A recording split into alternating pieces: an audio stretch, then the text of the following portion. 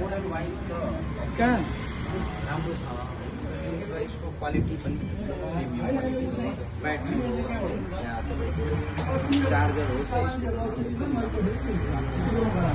अब यो तपाईँहरूको बोर्डमा त के अरे यो अटो पनि छ, ठुलो मालवाहक गाडी पनि छ, तरकारी बोक्ने गाडी पनि छ होइन।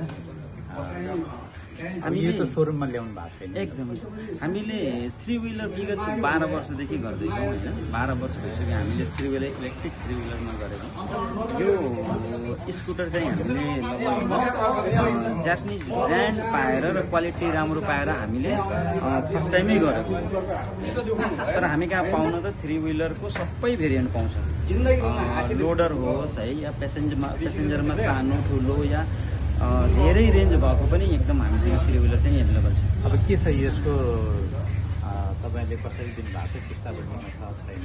हामीले किस्ताबन्दीलाई पनि हामीले अहिले एरेन्जमेन्ट गर्दैछौँ। अहिले त क्यास नै छ होइन, तर किस्ताबन्दी पनि पछि गरेर हामी एरेन्जमेन्ट गर्दैछौँ। किस्ताबन्दीमा पनि एभाइलेबल हुन्छ। अहिलेसम्म त अब ओपनिङमै 2टा पुग अहिले 2टा गाडी गयो पनि हामीले हेतौडामा फर्स्ट टाइम यहाँ हो। तर हामीले धेरै नै गाडीहरू नेपालको विभिन्न ठाउँमा चाहिँ पठाइसक्यौँ। हाम्रो लोडिङहरू पनि धेरै सबै ठाउँमा भइरहेछ। हाम्रो अर्को काउन्टरहरूबाट पनि दिनहुँ गाडीहरू निस्किरहेछ। प्रिमियम क्वालिटीको स्कुटर भएर सबैले मन पराउनु भएको छ। र त्यो लेड एसिड ब्याट्री या ग्राफिन ब्याट्रीहरू चाहिँ हामीले युज गरेका छैनौँ। हामीले लिथियम ब्याट्री युज गरेका छौँ, जसले एकदमै पर्फर्मेन्सहरू राम्रो दिन्छ। यो तपाईँको मालवाहक गाडी अटो अरू भेहिकलहरू चाहिँ कहाँबाट सोरुम चाहिँ त्यसको कहाँ हुन्छ? हाम्रो सोरुमहरू वीरगन्जमा है, अनि टाढी भयो।